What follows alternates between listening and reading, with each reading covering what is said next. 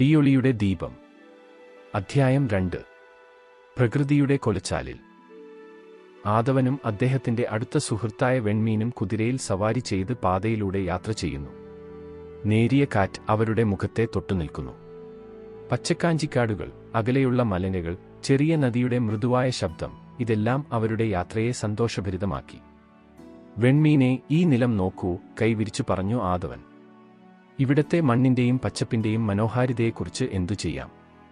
വെൺമീൻ ചിരിച്ചു മറുപടി പറഞ്ഞു, നിങ്ങൾ രാജകുമാരനായിരിക്കുമ്പോഴും നിങ്ങളുടെ മനസ്സ് ഗ്രാമത്തിലേക്ക് പറക്കുന്നു. രാജമാളികയിൽ നിങ്ങൾ ഇത്തരത്തിലുള്ള കാര്യങ്ങളെക്കുറിച്ച് ആരോടെങ്കിലും പറയുമോ? ആദവൻ ചിരിച്ചു, രാജമാളികയിലെ ചിലർക്കു വേണ്ടി ഈ ഭൂമി വെറും സ്വത്താണ്. പക്ഷേ എനിക്കിപ്പോൾ ഇത് ജനങ്ങളുടെ ജീവന്റേതായി തോന്നുന്നു. വെൺമീൻ ആശ്ചര്യത്തോടെ, നിങ്ങളുടെ ഈ ആശയങ്ങൾ ചിലർക്ക് മനസ്സിലാകില്ല, പ്രത്യേകിച്ച് മയൂരനു.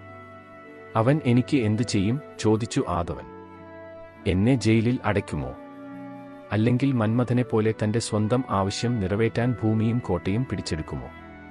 വെൺമീൻ ചിരിച്ചു കുതിരയുടെ മേൽ തട്ടിയൊരുകാൻ തുടങ്ങി. ആ സമയം വന്നാൽ രാജകുമാരാ, നിങ്ങൾ പോരാടേണ്ടി വരും. ആദവൻ തലയാട്ടി, ഇപ്പോഴത് വിട്ടേക്കാം. ഇപ്പോൾ ഈ പ്രകൃതിയുടെ സൗന്ദര്യം ആസ്വദിക്കാം. യാത്രയിൽ ചെറുകുളങ്ങളുടെ കരയിൽ വിടരുന്ന താമരപ്പൂക്കൾ, മരങ്ങളിൽ പഴുത്ത പഴങ്ങൾ, ഒഴുകുന്ന ചെറിയ നദി, ഇവിടെയൊക്കെയായി മനോഹാരിത നിറഞ്ഞിരുന്നു. ആറ്റിന്റെ ശബ്ദം കേട്ടുകൊണ്ട് വെൺമീൻ പറഞ്ഞു, രാജകുമാരാ, ഇവിടെ ചിലപ്പോഴൊക്കെ ഈ ശബ്ദങ്ങൾ കവിതയെഴുതാൻ എന്നെ പ്രേരിപ്പിക്കും. നിന്റെ കവിതകൾ വായിക്കുന്നവരാരാണ്? ചോദിച്ചു ചിരിച്ചു ആദവൻ. വെൺമീൻ അവന്റെ തേരോട്ട വില്ലിന്റെ കരിക്കിനു പുറം വിരിച്ച്, എന്റെ കവിതകൾക്ക് സമയവും വായനക്കാരും ആവശ്യമില്ല, ഈ കാറ്റും നദിയും അത് വായിക്കും. കവിതകളെ വേണ്ടാത്തവരായി കാറ്റിനും നദിക്കും താൽപ്പര്യമില്ല, പറഞ്ഞു ആദവൻ തമാശയായി. കല്യാണ സമയത്ത് കുട്ടികൾ നദിക്കരയിൽ കുളിച്ചുകൊണ്ടിരിക്കുന്നു. അവരുടെ ചിരിയും ആകമ്പവും ഗ്രാമത്തിന്റെ ആത്മാവിനെ പ്രചോദിപ്പിച്ചു. വെൺമീൻ അവരെ നോക്കി ചിരിച്ചു, കുട്ടി, നിങ്ങൾക്ക് വേറെ യാതൊരു ജോലിയും ഇല്ലേ? ഒരു ബാലൻ തല കുനിച്ചു പറഞ്ഞു, ഞങ്ങൾ കൃഷിക്കായി ഇവിടെ വെള്ളം ശേഖരിക്കാൻ വന്നതാണ്.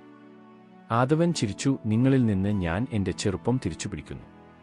വെൺമീൻ അദ്ദേഹത്തെ നോക്കി ചിരിച്ച്, രാജകുമാരാ, നിങ്ങൾക്കിപ്പോൾ രാജാവായി പ്രവർത്തിക്കേണ്ട ഉത്തരവാദിത്തങ്ങൾ മനസ്സിലാകുന്നില്ല. ആദവൻ മനസ്സിൽ പറഞ്ഞു, ഇവിടെ ഉള്ള ജീവിതങ്ങൾ തന്നെയാണ് എന്റെ ഭരണം ഉറപ്പാക്കുക. തുടരും.